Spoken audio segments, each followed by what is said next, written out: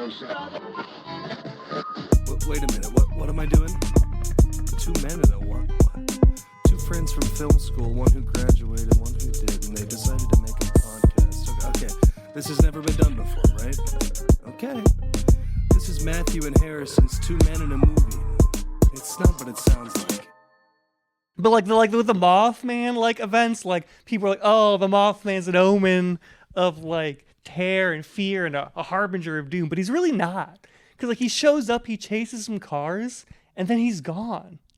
He doesn't like do anything. He's very small. What he is a part of is the UFO flap of the time, where like there's a bunch of paranormal sightings going on, which included the Men in Black, not the Will Smith Men in Black, but the traditional Men in Black. And they were really more than anything the ones who were like talking about like something bad's gonna happen, and then the bridge clap. Mothman has very little to do with the actual bridge clap. Are we recording? Yes. Welcome. Well, Two Men in a Movie podcast. Welcome to Two Men in a Movie podcast, where each week two men watch a movie one of us can't believe the other hasn't seen. I, as always, Mothman enthusiast Matthew Olenchek here with the always handsome, beautiful boy, Harrison Poole. Hey, babe. How you Hey, doing? I'm doing great. You know me. Love to see it. So, do you want to introduce the movie or do you want me to? I can introduce. So this is a movie that I have seen before, but it's been a while. But it's like stuck with me. Sure. It's Time Bandits. It's a Terry Gilliam film, Yes. and it was like a movie because my mom, when I was a youngin', back in the day when you got Netflix through the mailbox, Sure.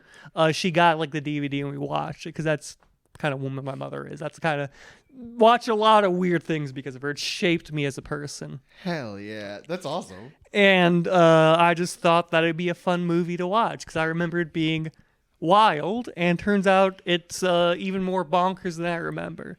Like both from like a story perspective and a choice in making the film perspective. There are some interesting choices I think they make, like choosing when to stop the camera from rolling. Yeah. I'm going to get into this right away. This is probably my biggest fault with this movie. And I don't know if it's the movie or the fact that I watched it twice today. It's too long. It's very long. It's good. I enjoy it. I had a grand old time. It really is a lesson, and sometimes you should cut things that are good. Yes. Yes, it is a lesson in Kill Your Darlings. It's not even, it's under 2 hours. It's 1:55, and I feel like it would make a perfect 1:40. I will say I feel like you're being a little hard on this movie. Yeah? I think it's because of your Protestant upbringing versus what I would describe as the perfect Catholic movie. Hey, Matthew Olenchek here, former Catholic. This is the perfect Catholic movie. I think that the Popes probably loves this movie. Sure. Francis loves this movie. Sure. And I think that if they had this at they should play this at church every Mass. I think it's a very good showing of like Catholic theology. Sure. And like people are like, oh, well, why? Because like a while ago, my friend was on Tinder, not me for once, and he was. It's like this person's looking for a God-loving man, and I said, well, it couldn't be me. I'm a God-fearing man, and they're like, why do you say that? And it's because the Catholic God is the God of this movie, brutally uncaring, and like pretty much is a stodgy old British man. We lost like 2 followers, 2 listeners. We don't have a big listener base, I'm imagining, but like those 2 hardline Catholics just left. Listen, I don't know. I'm not a Catholic, as you mentioned. I am vaguely Protestant. Heretic. Sure. I've been to Catholic Mass a few times. Much better. Sure. Much better, isn't it? I've taken communion. I've been an altar boy for one the Mass. actual communion, where Yeah. it's actually the blood and body of Christ and not make pretend, Okay. like Martin Luther wants it to be. Sure. I was not confirmed, but I've had communion. I was an altar boy for one Mass. I was involved a little bit in Catholicism in a past life. The only good Christianity. Jesus Christ. Okay. Anyway, I'm not counting Orthodox as Christians, by the way, just so everyone's aware. So this is okay. This is not Grab your notes, producer boy. okay. So this And let's start talking about a 2-hour movie. It's we didn't even touch the summary at all. It involves God, a bunch of like dwarfs, and I'm not like using dwarfs as in like an antiquated term for little people. They're literal like mythological dwarfs. Yeah. Played by little people. sure. And they built the universe, they built trees, and then they built this big bad tree, and God made them do repairs with a map of holes in the universe, and they stole the map, and they're like, we're gonna steal things. And that's how I don't understand, because they're like angels or something. I don't know what use they have for like man's gold.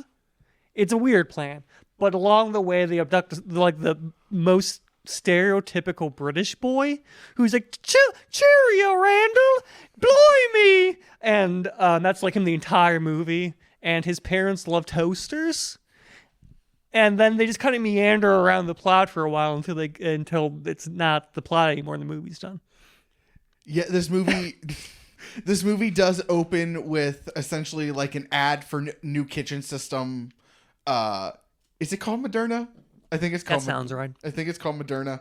It opens on a TV ad for a new kitchen system, and it's a stereotypical nuclear family missing 1.5 kids. Also, like very stereotypical British, because the woman's like, "Oh, do they have names? I'm sure they say their names. I don't know the parents' names." It's like, "Oh, Samuel, that would make my job so much easier." And he's like, "Blimey, that's quite the machine there." And the kid's like, "Did you know the Romans? Do you know the Romans used to do stuff like this?" They're like, "Shut up, boy, go to bed."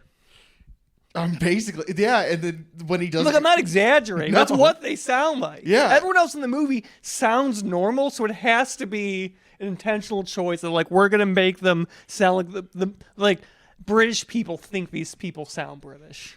when he does go to bed, is that the night burst? Yeah, through his immediately wardrobe? a night bursts through his, it like breaks his light and goes through his wall, which is then a forest. Yeah, And then he goes and he hides under his covers. He comes back up and the wall's a wall again. And then his dad comes. He's like, What's all this noise then? What's all this noise? Stop it!" It's gonna be the entire podcast. I'm sorry. I really hope you stop relatively soon. I mean, eventually it'll just be me doing the boy impression, so it'll get mildly better. Sure. And then the little boy Kevin. The little Kevin, boy's yeah. name is Kevin, which is a great name. Yeah, I feel like it should be more British, like William. So the next day happens, and the boy is very obsessed with going to bed in a way that no little boy has ever been. That truly should have set off some suspicion. Yeah, and he sneaks up the stairs, I believe they're called. And he does like this thing that they do with like sneaky little kids that I absolutely hate, which is he sticks his tongue out like that works for an audio medium. But he sticks his tongue out like this. Sure. And it's like a weird thing that they have sneaky, mischievous children do. I don't understand it. No, but the dad's very obsessed with like, you need to eat your dinner, young man.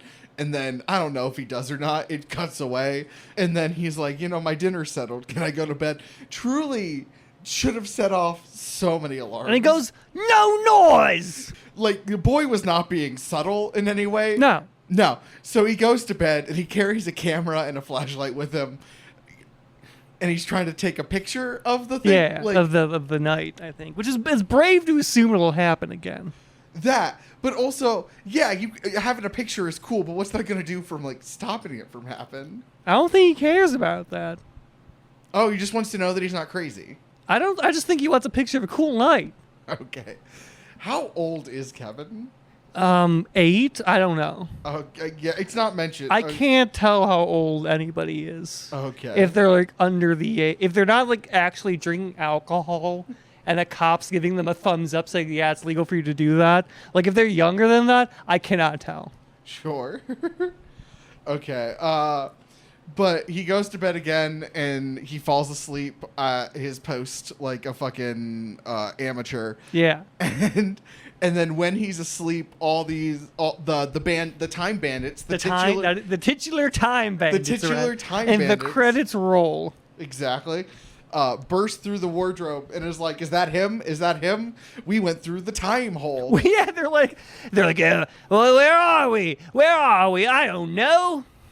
Yeah. Where are we? This is how all British And people they're like, sound "I to think me. that's him." Actually, no, it's not. It doesn't. Yeah, Who- well, they think it's him when he turns on the flashlight. Yeah. Because they're like, oh no, it's him! It's him! And then it's not. They're like, that's just a boy! And then they beat the shit out of him. Or they try at least. They do fucking dogpile on him. And Kevin's just like, "Yo, what is going on?" And this is the real world. And then they push his wall and it starts moving. Yeah. And And it's they're like- never done that before. He's like, blimey! Blimey, it's never done that before! And so their wall is another time hole.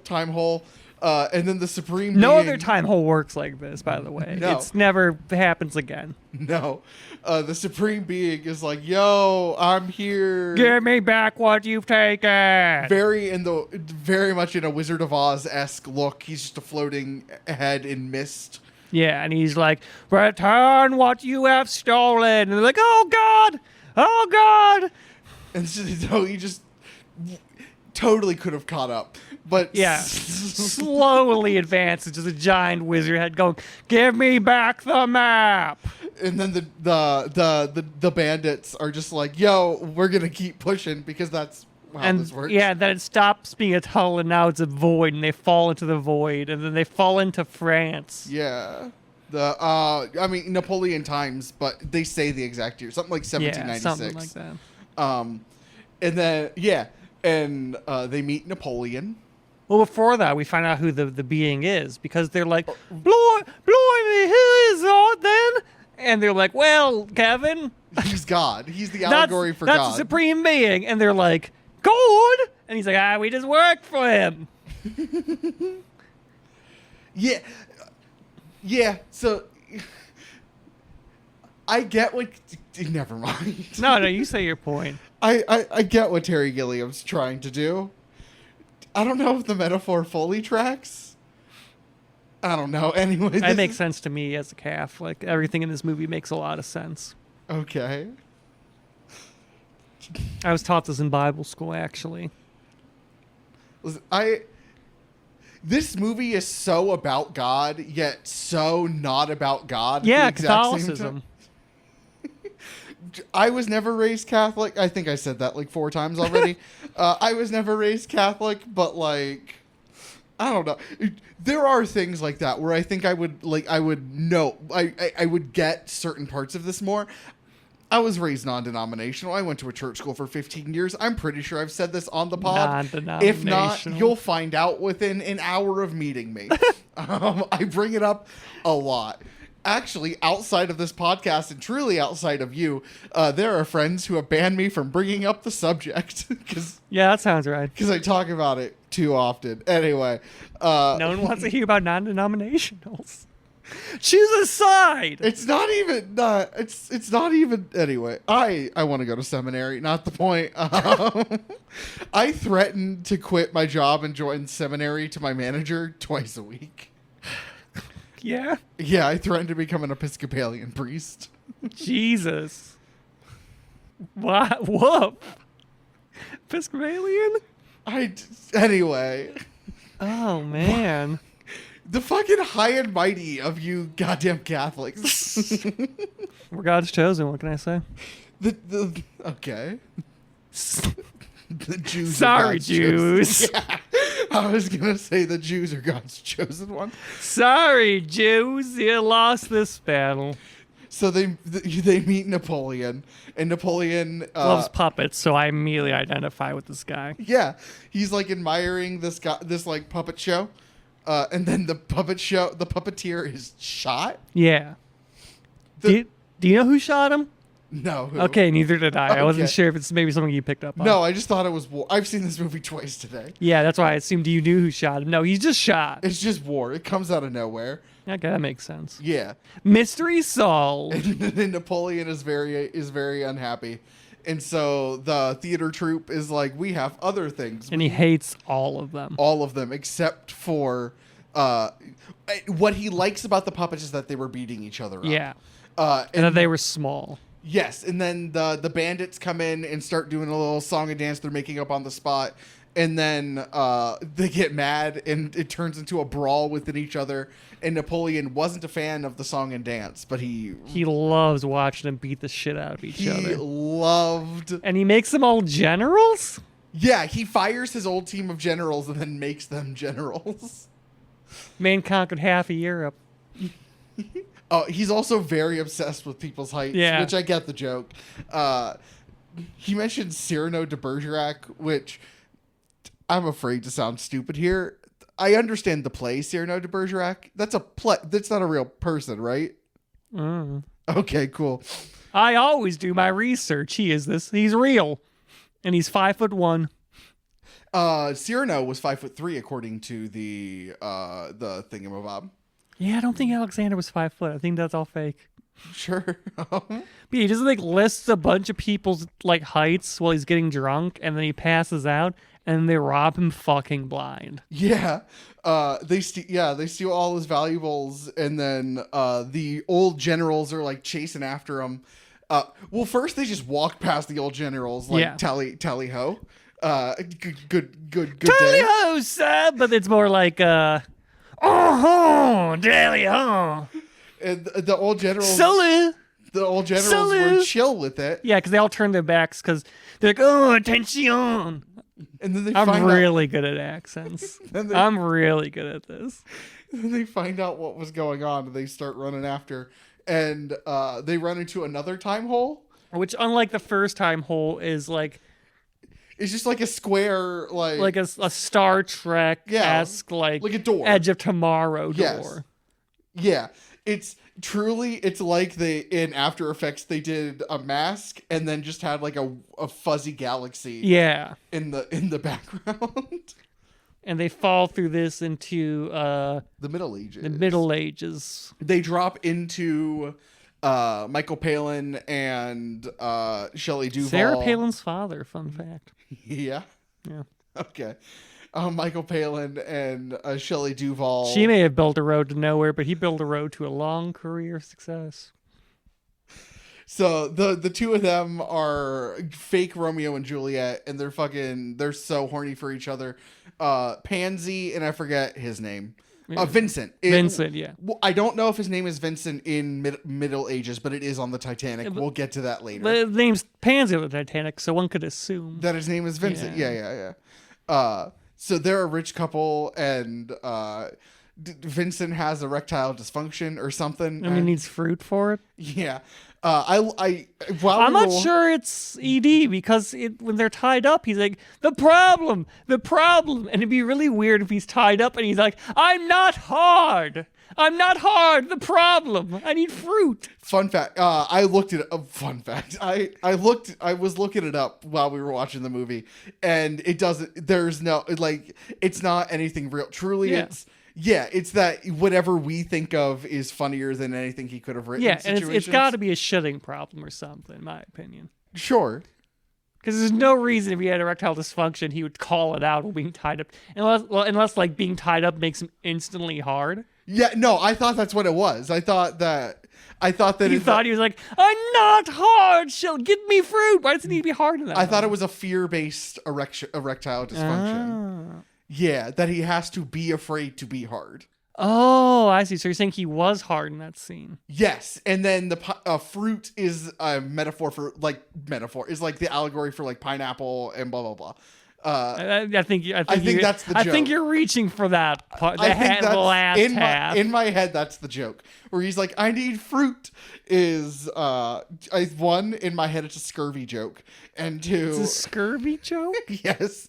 Because why is it a scurvy joke? Why else would he need He's not fruit? on a boat. Okay. It's old English. People get scurvy. But it wasn't People get scurvy today in the U.S. Yeah, but it was like scurvy's mostly a sailor issue because of the lack of fresh fruit. Exactly. He's in a forest. That's why he needs fruit. He has pineapple-based, fear-based. They don't have pineapples yet. Exactly. What do you mean exactly? They haven't discovered the pineapple yet. But so okay, so they drop in on the carriage while they're all horned up. Nothing's going on other than they're flirting. But they're all horned up. Everyone's horned up. Yeah. And so they drop into the carriage and just destroy everything. And Michael Palin and Shelley Duvall run away and are captured by another band of robbers. Yeah. Completely separate. Completely. Not time bandits, regular bandits. Right. But this is where Kevin finds out that this is their first robbery they've ever done. Yes. And we learned their torrid backstory, of which they built trees, and then they made a stinky tree. And God hated it so much, he made them repair holes in the universe because it was a rush job, because they made it in 7 days. And they said, we got no recognition or money, we're going to go through the holes and steal things and become the titular Time Bandits. Yeah, that is what happens. Thank you. I've seen the movie. Yeah, you did. I would fucking hope so. You kept pausing it so many goddamn times. I would hope you were watching. I have a short attention span. I'm aware. So the bandits then get captured. And the other robbers are like, you robbers, you like robbing? And then he's like, yeah. Randall's the leader. The leader, yeah. And but there's no leaders, they say, but he is the leader. But they do what he says. Yeah. And yeah, he's like, yeah, I steal candy from babies and I enjoy it. And I love robbing. It's the goddamn best. I get so hard for robbing, you know? Nothing I like more than robbing. And they go, all right, we'll let you down. And so they take them to their camp, which is Robin Hood. Is the Robin Hood camp. Played by John Cleese. Yes. Correct. I've seen this movie. Sorry, I need to fucking either not have interjections or get a better one that doesn't sound so condescending. I'm so sorry. But yeah, Robin Hood, they show the loot to Robin Hood, and he's like, thank you for giving this to me. Well, first he's like, that's a lot of loot. Holy shit.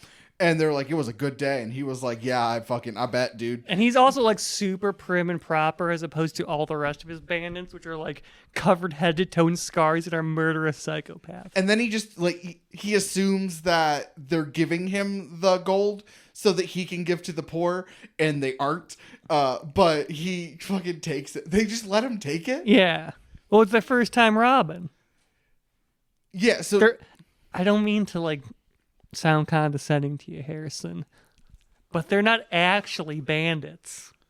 But they are. They're going to be, is the thing. Yeah, but not at this point in time. So they're not...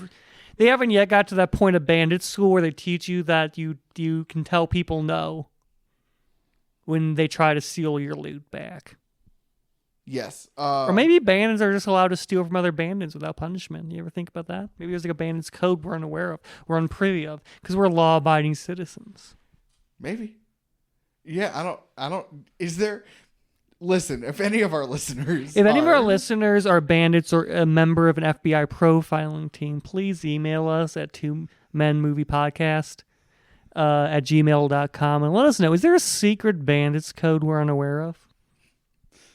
I actually hope we get. First off, I just hope someone emails us in general, but yeah. I would love to get a real answer. So every time Robin Hood gives a piece of gold to his poor constituents, one of the bandits who just speaks complete gibberish, and then another bandit has to translate. And it's like he's saying like things clear as day. Yeah, like it's not like he's like it's a Han Chewie thing. Yeah, it's really good. The gibberish bandit just fucking socks people in the jaw. And like it's something I like about this movie is there just a ton of small dumb jokes like that like aren't drawn too much attention to, and they just happen, and then you never see them again. Yes, this movie very much feels, I mean, it makes total sense because it's Terry Gilliam and then stars half the most, if not all, I don't know all the Monty Python cast off the top of my head, but like stars the Monty Python people. This very much feels like an extension of the Monty Python universe while technically being its own thing. Its own thing, yeah. Yeah. It definitely feels like it's of the mind of the people, but not like all, like they didn't all get together and decide like this is the thing we want to do. Yeah, it's not going to be part of our brand. No, which is weird. Fucking Do you know George Harrison was one of the primary producers? Like the Beatle, George Harrison was one of the primary producers of this movie. It would have been better if it was produced by Ringo Starr. I tell you that much. Yeah. Yeah, have you seen his MS paintings? No. You haven't seen Ringo Starr's Microsoft Paint paintings? I don't think so. No, you show me at the end of the podcast. Just keep talking. Please. Just keep talking. Okay. Yeah. Mini tangent. One of these days we're gonna get an actual researcher instead of just me doing Google shit. George Harrison was Handmade Film, is the co-creator of Handmade Films, who was the primary production company of this. It makes sense. Like I know, like Monty Python and the Holy Grail was produced and paid for by like the Beatles and like I think the Rolling Stones as well. Yeah, Life of Brian was the first movie of Handmade Films. Like it was the first movie of the production company. You're showing me Ringo's. That's one of Ringo Starr's Microsoft Paint. Hell yeah, dude. Yeah, he's great. Note to self: make thumbnail for this episode. Just A picture of Ringo Starr with one of his paintings. okay. That one's fun. Yeah. You can buy it for $4,000. What? No way. Yeah, No. Yeah. You know what? If you're willing to pay for MS Paint, go for it. Then Robin Hood lets him go, and that's where we're introduced to. They're like through the cauldron, not cauldron, but like the cauldron portal. Yeah, it's a cauldron. That like it's which a scrying cauldron. Yeah, and it's essentially like alien wizards who are evil, the devil himself. I think it's just. I don't think they're aliens. I think they're biblical figures. They're dressed. They're demons. They're dressed like aliens because of technology. Well, no, because they have the coverings of them, like all the furniture has the coverings of. Because like in the parents' home, all that furniture was covered too. Yeah. And they're just covered like their furniture. Sure. But they're what do you mean sure? No, I was following. Sure. You're like sure. Oh my god, I need more. It's the tone. Sure. I didn't mean it like But that. yeah, it's the supreme evil who loves technology and hates God because God likes slugs and not lasers. Yeah. Which is canonical. That is in the Book of Enoch. Every time listen, so much of this movie, you could cut 15 minutes out of this movie at least easy. You could cut a half an hour to 45 minutes out of this movie. I'm gonna be generous and say 15. This movie could be an hour and 15 minutes. Honestly, maybe. I would not cut any of Evil's lines. No, Evil, the guy who plays Evil. Oh my god. The first like real line that hit me was like, if I were God, I would have created lasers first day 8 a.m. Yeah.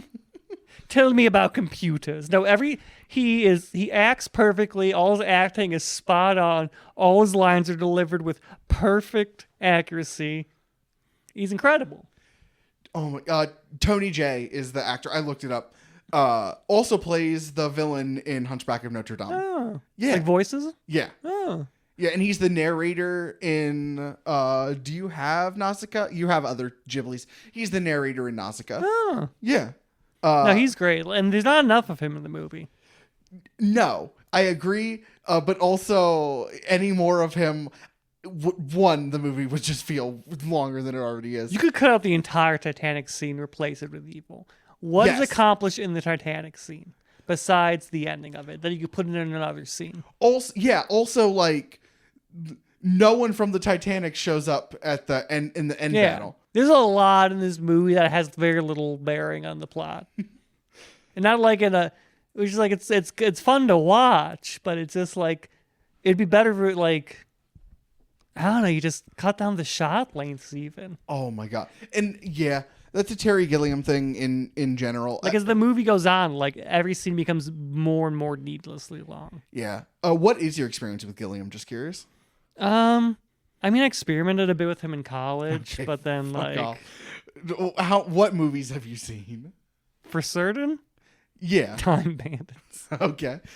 I love the Fisher King so much. Fisher King rules. What has he not made? Monty Python and the Holy Grail. I've seen Monty Python and the Holy Grail.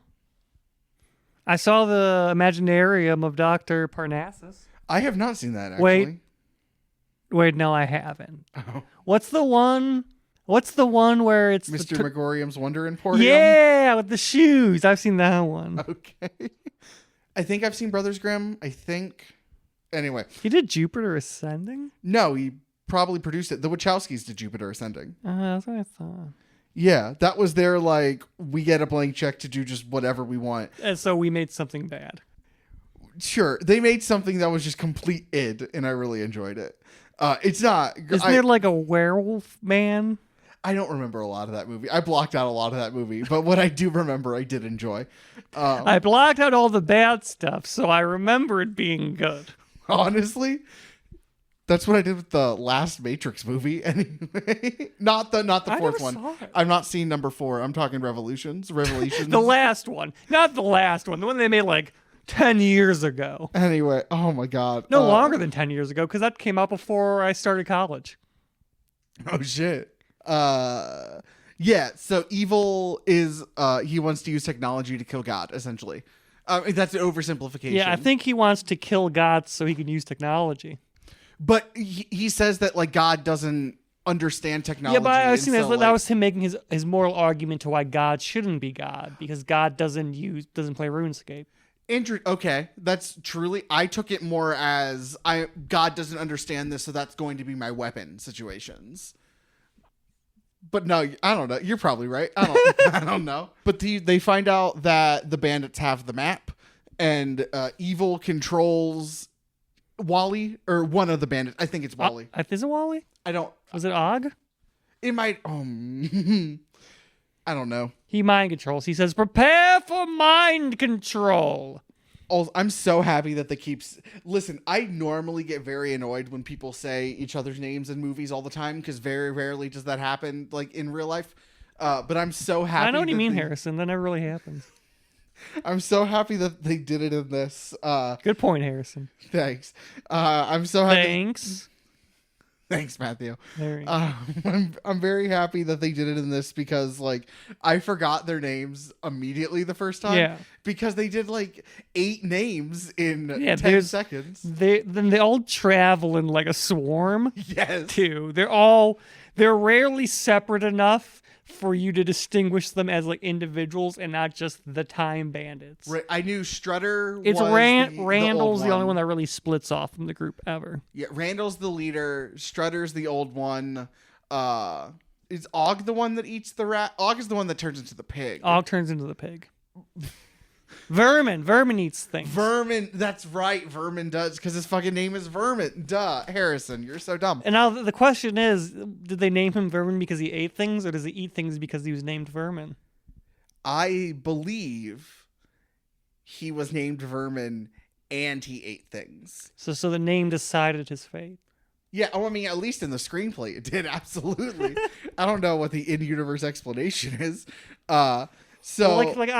I was named Matthew, and that's why I'm a gift from God. Okay, nice. Yeah. Evil is communicating with the gang, the bandits. He activated his mind control. He prepared for mind control, and then he waved his fingers at a magical pot, and now he's speaking through the Time Bandit. Yes, and then I didn't write down any of what he actually said. He just said that he controls them. He's like, I have a plan. We should get the greatest thing in the universe. You're the thing that right. all people crave. And he's like, it's working. And then the little boy's like, what? Why is it always gotta be money with you fellas? Blimey. Yes, and so there 2 holes open up, and then 2 time holes open up, and Randall is like, you can't. Yeah, because God shows back up. He's like, give me the map. Yeah. Give me the map. And 2 of the time holes open up, and he's like, which one do I use there? This is what he sounds like. The kid's a fine child actor. I don't hate the character, but his voice is so fucking high. Yeah, he is so 9. British. He's probably British in real life. He's 9 and British. And the whole movie is like, Randall, that ain't the thing to do it in. Blimey.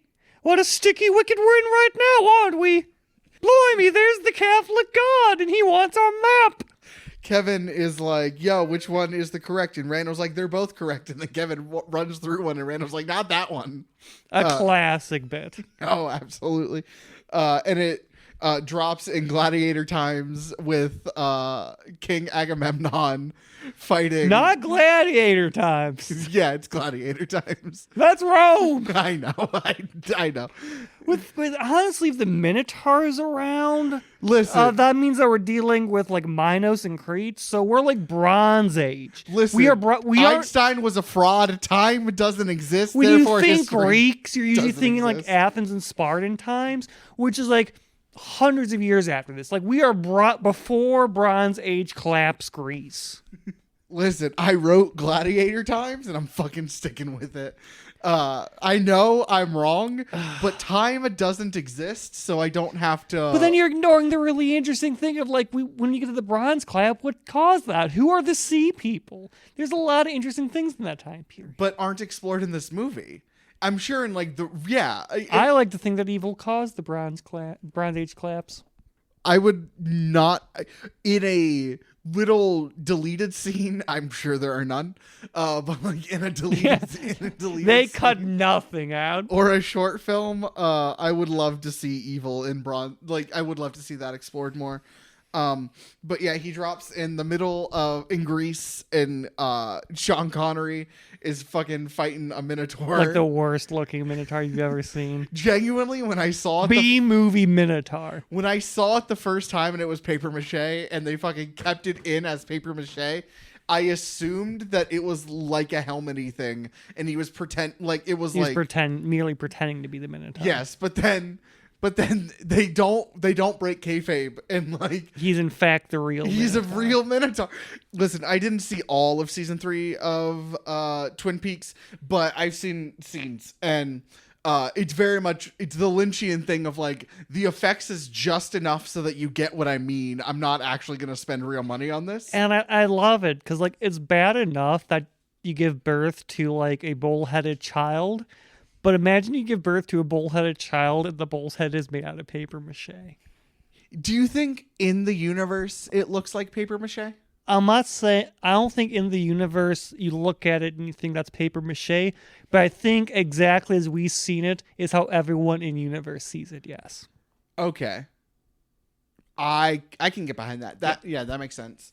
But yeah, Sean Honestly, terrifying monster. If a monster attacks you and it looks like it's made out of paper mache, but that's just its flesh, that's scary, baby. But would it be if you don't have a concept of what paper mache is? They had paper mache. It was the Bronze Age collapse, not the arts and crafts collapse. You telling me fucking Achilles never made a little piece of macaroni art? Calling you a liar if you say so. Tell you that much. So Sean Connery kills the Minotaur. And, Cassandra, what is your new prophecy we won't believe? Well, here I've portrayed it with Play-Doh.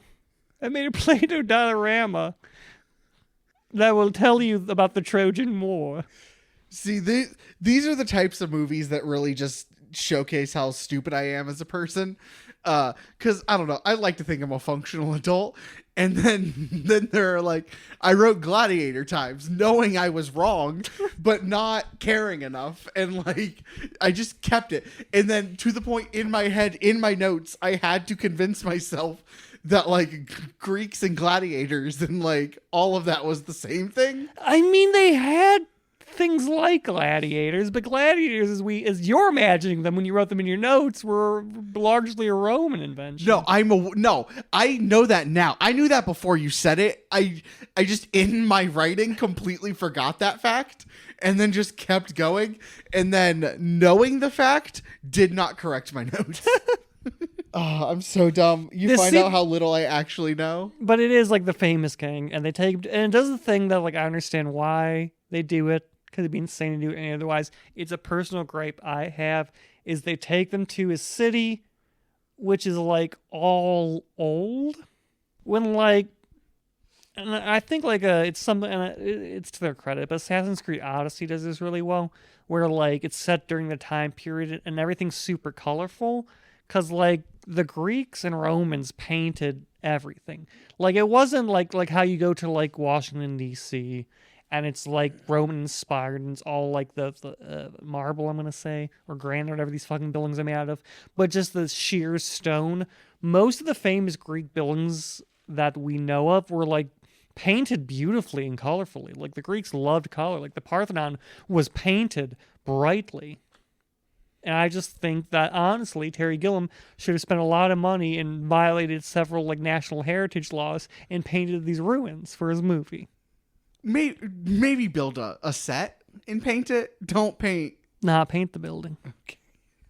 It's what they would have wanted.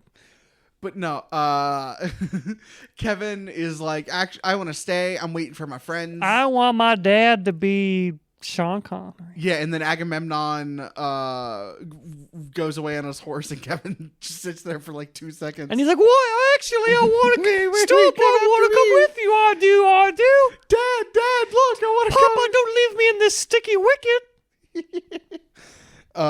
And yeah, they walk through the city, and he throws the Minotaur head into the crowd, and they're all accepted to great applause. It's a cool scene. I don't even think that it's that long. I just felt like this a lot scene of it flows was, because he goes and he's like, I wish I was in the Trojan War. And he's like, can you teach me to sword fight? And he's like, there's more important things than sword fighting. Here. And he does like a shitty magic trick. He does. And then there's the banquet. And he goes, a king shouldn't do things like that. But it's like a point they make where he's like, I can't believe you done this. After he kills the Minotaur, he's like, sometimes you have to kill. It's regrettable. He's like, no, you killed him really good. And there's a banquet. He's like, now this here. Well, first he's kidnapped by a cult. Or Yeah. And then he's brought to the banquet. And he's like, now this here's my new son, you see? That's not what Sean Connery sounds like at all. And he's like, time for the banquet. I'm losing him. I'm losing Sean Connery. As if you had him at all. I am the man of 10,000 voices. Okay. So, and then this is where it stretches on because, like, we sit through, like, the entire banquet. yes. There's the big beef muscle Big man. beefy guy who cuts a cow into fruit. Yes. Um, Which is a magic trick, you see. dancing animals, dancing costume people. Yes, and then we find out some of the dancing costume people are the bandits here to protect them, and Kevin does not want to go. He's like, don't take me, don't. And they're like, please, we need something from all the audience members. And they're giving them all their jewelry and gold. He's like, give me your crown, give me your crown. They all go stand in the middle. And Randall keeps looking at a stopwatch. He's like, give me your son, give me your son. He's like, no, don't let him take me. And he's like, oh, ha, ha, ah, ha, ha. And then they escape through the time hole. Yeah, because they lift up a curtain and they vanish. And everyone's like, whoa! And then they don't come back. Listen, here's to let you know how dumb I am. I rewrote, or I mean, I put in parentheses in the later corrected my notes. But instead of they go to the Titanic. But instead of the Titanic, I wrote Gatsby-esque cruise, and it never fucking clicked. That could have been the most famous rich person boat from that time period. I like that he wrote Gatsby-esque as just a like that's your way of saying rich 1920s event. Yes. Well, yeah. Name me another one. The Roaring 20s. Fair. But Pansy and Vince are back, and we know it's Pansy. It's the same actors, Shelley Duvall and Michael Palin, obviously. But we know it's Pansy because he keeps saying Pansy.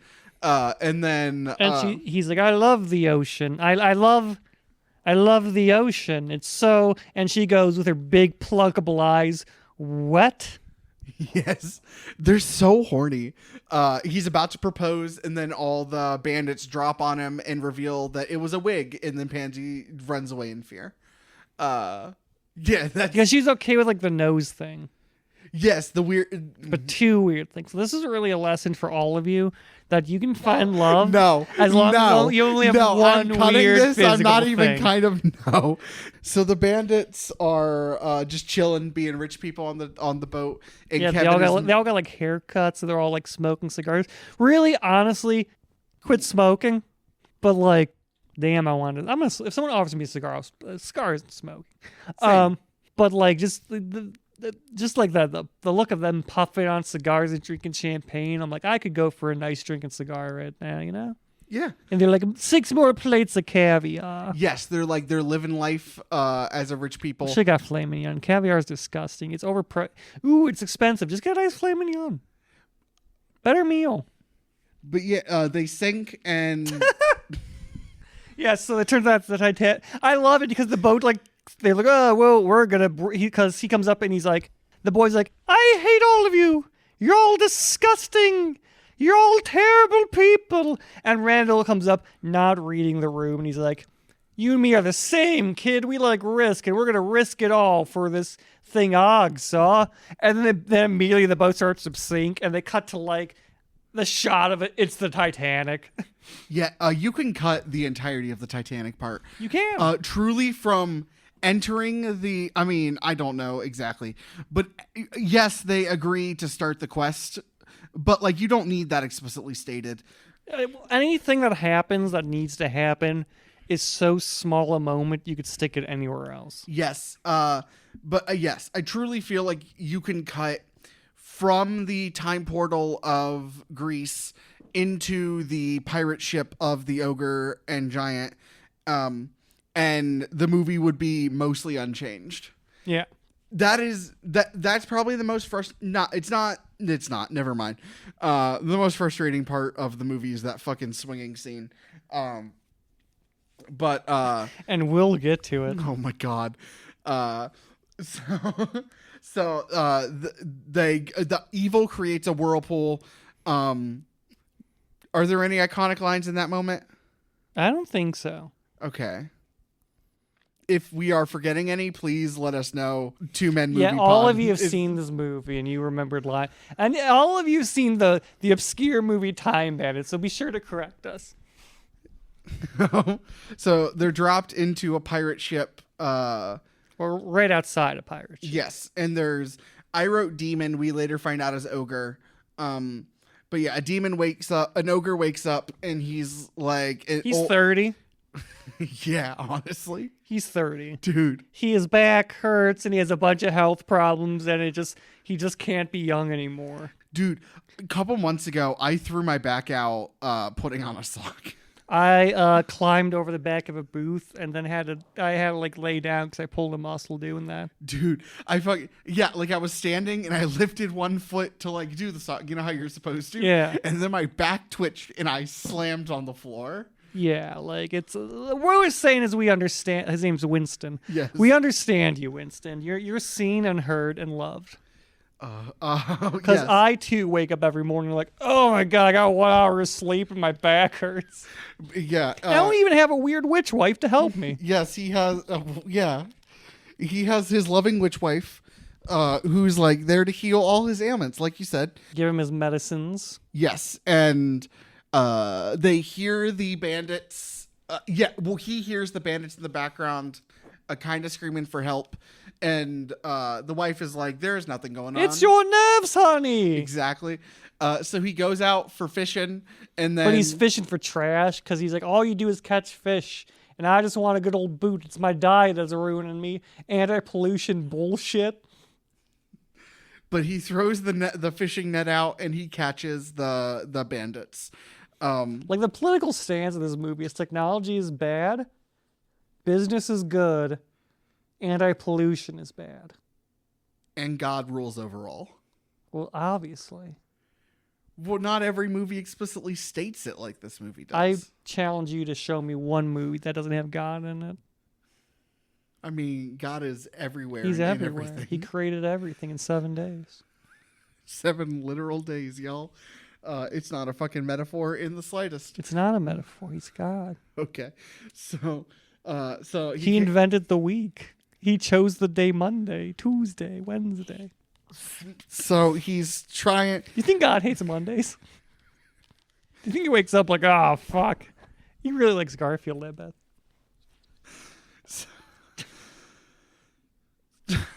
Okay. Where the fuck are we? I hate this. This movie's hard to follow. It's not. Everything leads into each other. I know, but I'm saying But like it's hard to follow as like a bit by bit plot adventure because so much of it is just vaporous. It very much feels like a collection of like 6 segments as opposed to one. Yeah, it's just like weird bits because they go on the ship and then they crack his back and they throw him in the water and they steal the ship, but then the ship's a hat. Yeah, the ship is the hat of a giant. For some reason. Yeah. You could cut that entire thing. It's completely unneeded. 1,000%. 1,000%. It takes, they show him walking, this giant walking around for like 5 minutes before anything happens. Do you think the first SpongeBob movie was inspired with David Hasselhoff in this scene? There's no way this movie was like, someone's like, inspiration. So, so the ship is a hat. The giant crushes a house. The bandits try to escape. Kevin pours. I love that you're hitting every single thing that happened so clearly, but it sounds like you can't remember the movie. He has in fact described the scene perfectly. The giant is the boat is a hat, and the giant crushes a house. This is a 10-minute scene. He has hit every part of the scene. He has been so in depth on this. Yes. I break down every plot point. And it just sounds like you don't know what you're talking about. You're like, the giant has a boat for a hat. He steps in the house. That's all that happens in 5 minutes. But yeah, so Kevin and the dwarves first they take off the floorboards and the dwarves are trying to kick the giant's head and it does nothing. So Kevin pours he like sleeping punctures potion. his scalp with sleeping potion. Yeah, and then the giant falls asleep and they're all able to escape. Then they start wandering the desert metaphorically. Because I think it's more of an island. It's more of an island than an actual desert. I don't remember the geography. Deserts can be on islands. Sure. You have a desert island. Sure, but it's not like desert in the same way that it was. All it needs to be a desert is like a certain amount of lack of rainfall, really. Antarctica's a desert. Hell yeah. Honestly, then fine. They're wandering the desert. And then they as they're wandering, they're getting real annoyed and then they hit a force field. Yeah, they hit a force field, which is clearly a plane of glass. Just fucking. There's like smudges on it. But yeah, so the bandit. They find out through the map that on the other side is the Fortress of Ultimate Darkness. Yeah. And the bandits, a bunch of the bandits, sans Randall, are trying to mutinize Randall for no reason. It comes out of goddamn nowhere. And then they just think it's dumb. Yes, and then Randall's like, I'm the leader, but I thought we had no leaders. I'm the leader. Y'all are gonna miss me. And then he takes a skull that just happens to be there. That he's going to murder one of his friends with. But they duck. And then it breaks. It shatters. None of them thought to hit this thing beforehand. But yeah, it's revealed the castle. That it's a facade. Yes, and then they enter the castle, and it's the Moderna Designs and game show from the opening. So you find out. That's when you find out that everything. All of the evil is technology, and the devil is using technology, and that the ultimate treasure is the advanced kitchen set mentioned earlier. Yes, so he tricks the bandits into giving him the map, which they just give it up so easily. They want the kitchen set. Yeah, I know. Some people like to cook. Yeah, okay? Cooking's cool. Don't shame them for that. I'm not. But then they're fucking captured by I wrote in quotes Minotaur because they're not Minotaurs, but they're like the skull. Yeah, they're like haunting creatures. Yes. Then they're locked in this cage, and the bandits are lamenting their capture, as we all know. Kevin just peruses his photos, and he finds the one fucking earlier. I don't remember when. I'm not checking my notes.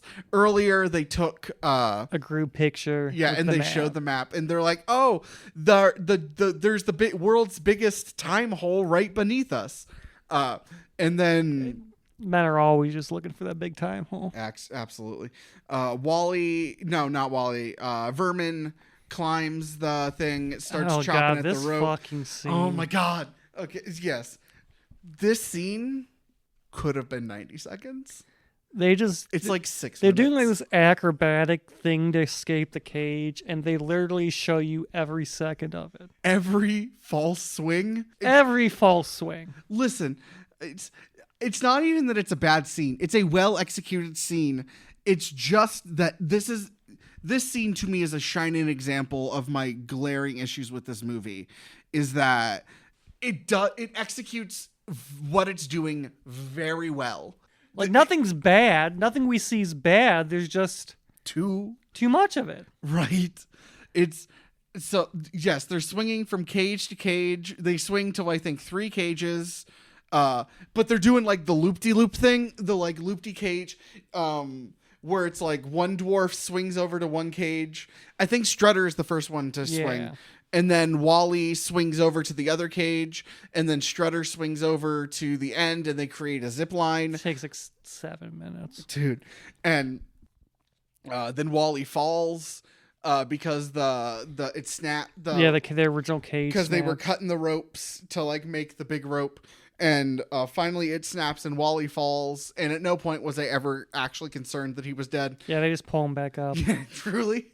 And then there was no stakes. There's very little stakes. Were you supposed to think that he was dead? I think so. Well, they did not work. Never for a second did I think that anything bad was actually going to happen to them in this scene. Foolish. They could have died at any moment. It's incredibly risky. Their stakes is the wrong term, I guess. There was tension is also the wrong term. We have absolutely no tension in the movie until this point. Correct. Where the kid goes, they're like, oh, fuck, oh, Jesus Christ, let's get to the time we'll get out of here. And they're like, oh, we can't do what Evil's got the map. He does. He'll destroy the world. And they go, oh, yeah. Yeah. Just fuck it. No argument from them. They're like, yeah, we can leave. He goes, here, they'll destroy the world. And they go, oh, yeah. Yeah, and then Evil turns Benson into a dog in the next scene. Yeah, he says a line, I'm sorry, Benson, but I'm going to have to turn you into a dog now. Yeah. The bandits sneak into the lair, and Evil and his team ignore Benson. Because he's learning about, like, arcade machines and computers. Yes, and the dog is barking, and Evil's like, shut up, Benson. Even though he's barking. Your entire job is to bark when something happens. And then they steal the map, and they're discovered in which one? Og. Og is turned into a half pig. Or as I like to call him, a cop in training. Hey! But yeah, so he's turned into a half pig. This is the things that happen. And in the movie, they sort of make sense. There are more bits. There are things in this movie. The audience can't see my skeptical face I'm making. Listen. I'm gonna preface that. I like this movie. Yeah, it's good. All the things that happen are good, but they just from this point on, they just happen. Yes, sometimes they're bits, and sometimes they're plot points, and sometimes they're a weird combo of the two. I think this is one of those that is a weird combo of the two. There needed to be a draft 4 and 5 of this movie. This is a 3-draft movie. Rough draft, second draft, first draft, and then like I spell checked it. Sure. They chase. They're being chased around the castle. They find the portal, and then Kevin's like, I have a plan, but I need one of you to stay. And then Og, the half pig, decides to stay. Well, he doesn't decide to stay. Randall says, good job on you, Og, and just pushes him. Sure. Yeah, like he can't say no because he's a pig. So they just push him forward and said, you'll be the one. He says, go get some help. But yeah, they go to confront Evil in like the main lair. Yeah, there's all his monsters, all his henchmen, and he's like, do come in, call them off, or I'll burn the map. I will. Yes, Evil just like destroys all of his team. Destroy, and they're like, thank you. And then he turns Og into a full pig. And while the kid's distracted, he takes back the map. Yes. And then the bandits show up again. It felt like, like an Endgame. Yes. The greatest movie ever made. Okay. Really? No. Okay. It's fine. It should have where it's a good movie. It's where the MCU should have ended. But like it's the big payoff where like everyone that like this 20 years of movies have led up, not 20, 15 years of movies have led up to show up, and it's like bah bah bah bah, and it's a big climatic moment. You're like, oh look, it's Black Panther. Oh look, it's all these people, all the people we've met and formed connections with this entire movie. Except it's just a bunch of people that like we spent no time with, and furthermore, neither did the characters. They just stole from them then ran. Yeah.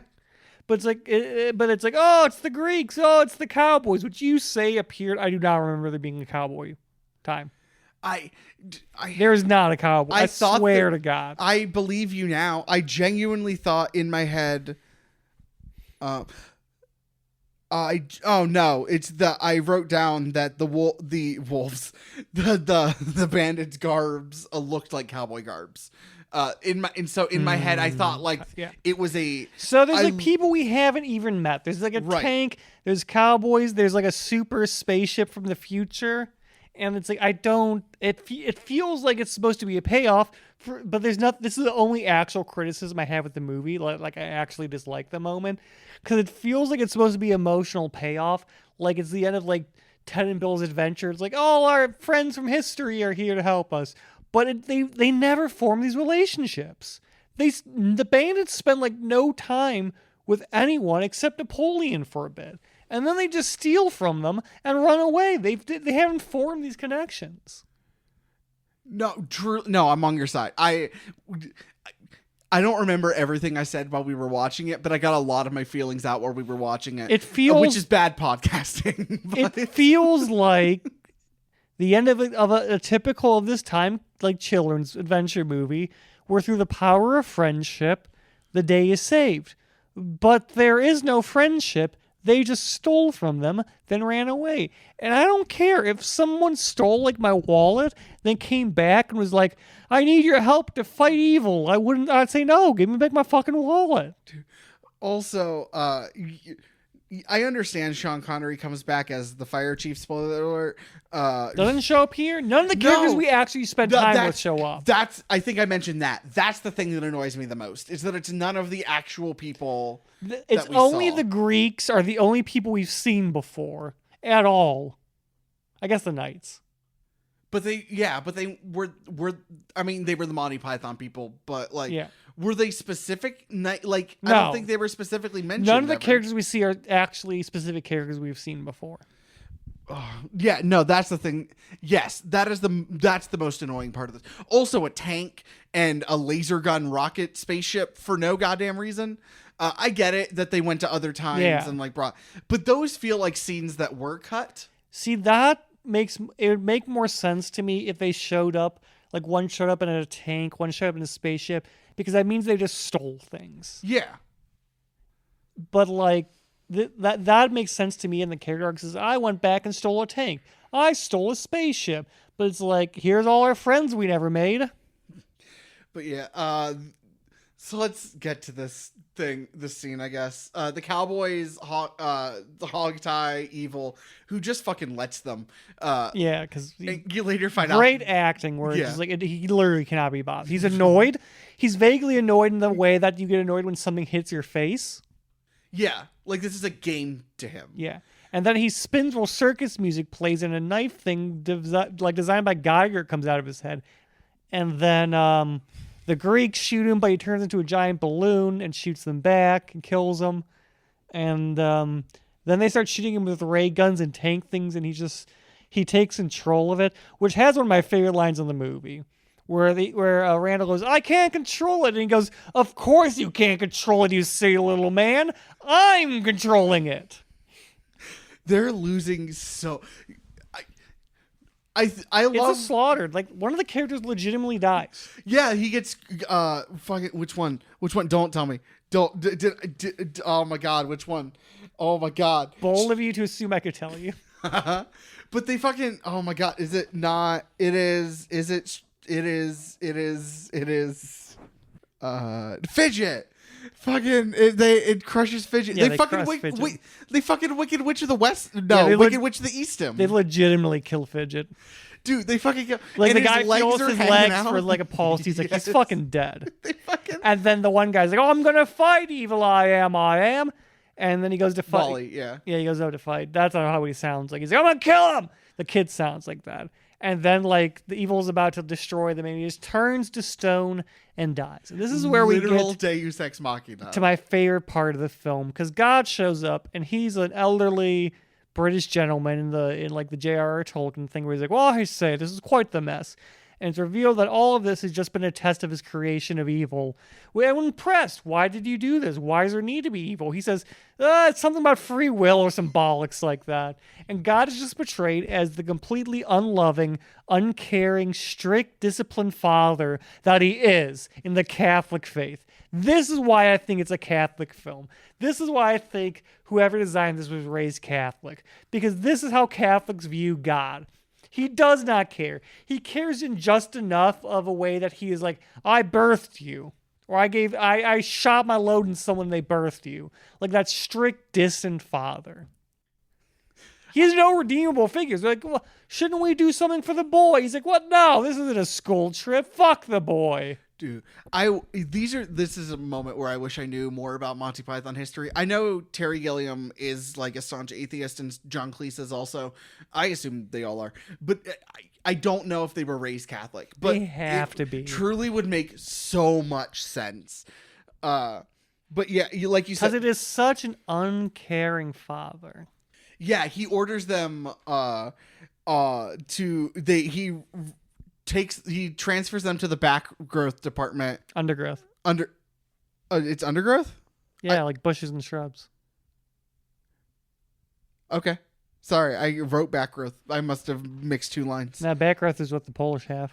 But So he transfers them to the back growth department or the undergrowth department with a 19% salary back pay. Starting like a back pay starting at the beginning of time. Yeah, which is what are they paid in? Like, there's this concept of money I don't think should exist. No, and then they fucking he's all about to leave, and the bandits are like, yo, can Kevin come? He's our friend. And God's like, no, this isn't a silly school trip. Yeah, fuck this kid. And he goes, wait, They just- don't leave me at the end of time. And then, but then like the smoke builds up because they were told to collect all the pieces of evil because it's dangerous, but they miss a piece and it starts smoldering underneath the tank. But then he wakes up and his entire house is on fire. The firemen come in and they rescue him and they take him outside. And his parents are like, Corma, but the toaster. Oh, fuck my, the toaster's in there. And then the fireman's like, are you all right? Yes, and the fireman is Sean Connery. He's looking at his pictures. He's like, whoa, whoa, whoa. He's making that face. He's looking at the pictures like, whoa, whoa, it all really happened. And then he's like, this caused the problem, this toaster. And they open it up and there's a piece of evil in it. And I'm going at a brisk pace because it's the only part of the movie that is brisk. And he goes, don't touch that, Mom and Dad. That's evil. And they touch it and his parents fucking explode. And then he's like, oh, Mom, Dad. And then the Greek king fireman looks at him, winks for some fucking reason and drives off. And that's the end of the movie. Yeah, Yeah, unpack that one. I'm just gonna very quick. The winking means in the universe of the movie he is Agamemnon, or at least has some recollection of Agamemnon. Yeah, but it's like a cheerful wink, like, haha, don't tell anybody. And that's not what you do after like he went through a time hole. Yeah, after his parents explode. His parents he does the wink after the kid's parents explode. It just fucking leaves him, and then Kevin's just there alone, staring at their smoldering shoes. And then it does the fucking zoom out shot of the neighborhood, then the country, yeah, then the the Men world. in Black zoom out shot. Yeah. And then it turns into the map, and then the title credits, Time Bandits. You're right. That is the only part of that movie that is like steady, fast pace. And I get that's probably on purpose because fires move everything moves too fast. But like, God shows up is an asshole, and then the kid leaves his adventure worse than where he started. Like, not even like worse than like an apocalyptic way. Just now his house burned down and his parents are dead.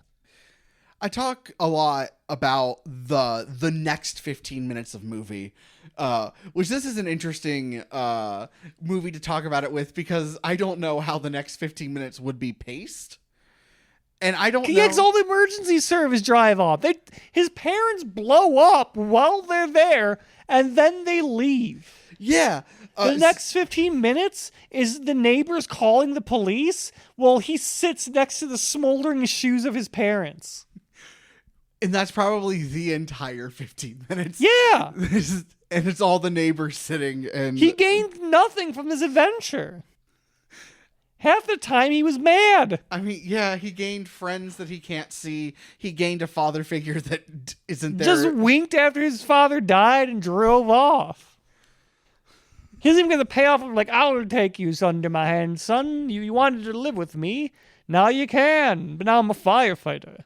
Do you think he tries the time hole in his room again? How? His room's gone. Where his room was? Do you think he like... No, I don't think you can open that anymore. I think it's destroyed. I think we've moved okay, so because time holes aren't there all the time. They're just there at certain points of time. I think we moved past the point of time. Okay, so I don't think he has any grand adventures after this. I think he has nothing. I think he spends the rest of his formative years in foster care, in like a boarding house of some kind. Not boarding house. They have a different term there, but like a foster home or like an orphanage. He becomes a literal orphanage. He's like, can I have some more, sir? And then he goes on to live like a deeply unsettling life where he's just kind of realizing that he's missing something and he's like doesn't have it. Like he knows how things work, but he's forced to be like an accountant of some sort until he meets like a really cool guy and he's like, hey, like listen, man, the system's fucked. Why don't you join up with me? And so he joins like his fight club. And then like he kind of joins this fight club thing and then he meets like this girl and she's pretty cool, right? But then he discovers that like they're gonna like bomb all the credit buildings to free everyone from debt. And he goes like, oh, God, that's bad. But then he finds out that really the guy in charge of the fight club is him. And so he like stabs him, killing him metaphorically. And then he watches as like the Big Ben collapses while like Where's My Mind plays. And he's like, he says something like, I don't know, like you've met me at a strange point in my life. Which is weird for him to say because arguably the strangest point in his life was when a bunch of dwarves were taking him across all of creation. For a movie that is all about childhood whimsy, it really ends on a fucking downer for no real goddamn he's in an reason. orphanage now. That's the ending of this movie. He gets nothing. He literally has nothing. He doesn't even have happy.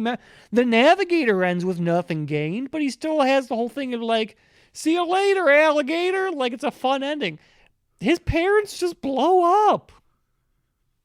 His parents out of nowhere too. It's set up. There's the one shot of the evil. He says, "Don't touch that," and they both look at him. Then both touch it at the same time, and they blow up.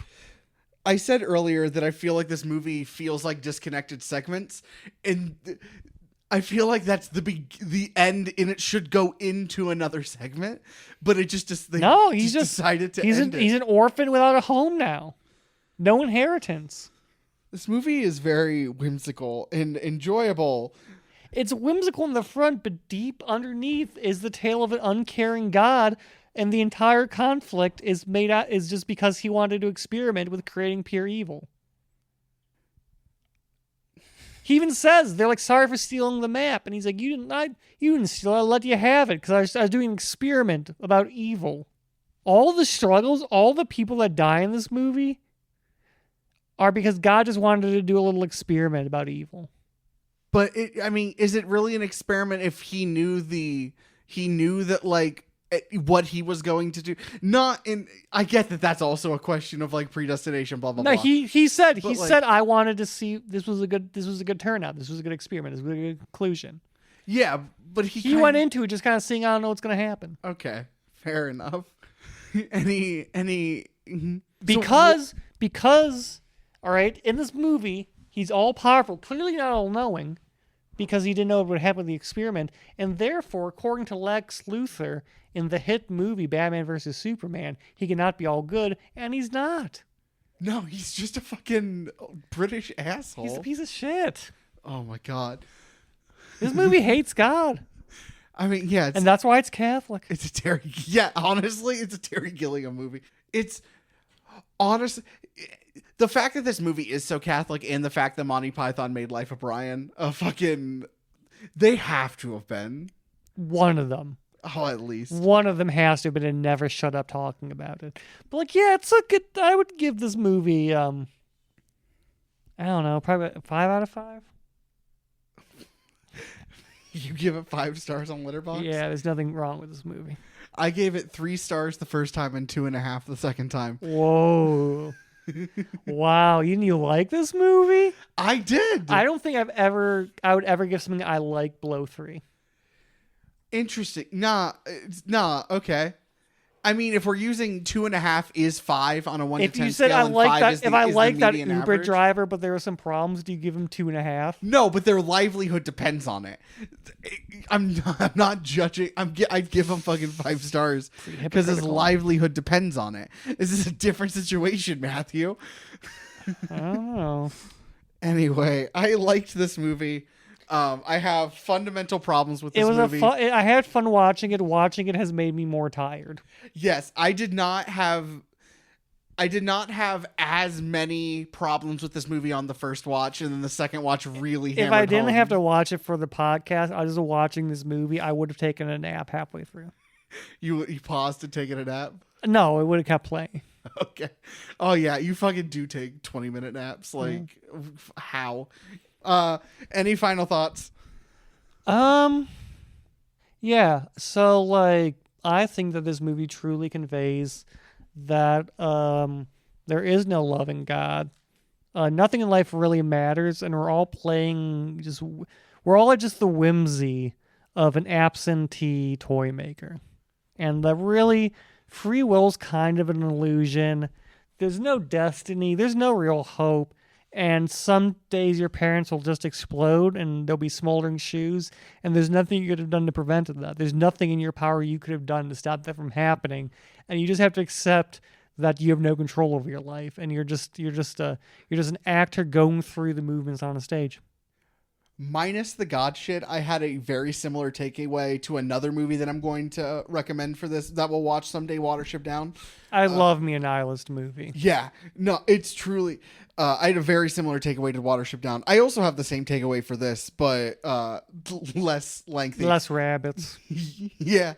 Have you seen Watership Down? I know it's a very sad rabbit movie. Okay, cool. We are gonna watch it. I know it's then. traumatized children. Yes, do not watch it before the pod. And then not a worry. Still haven't caught up in Fallout. Nice. All right.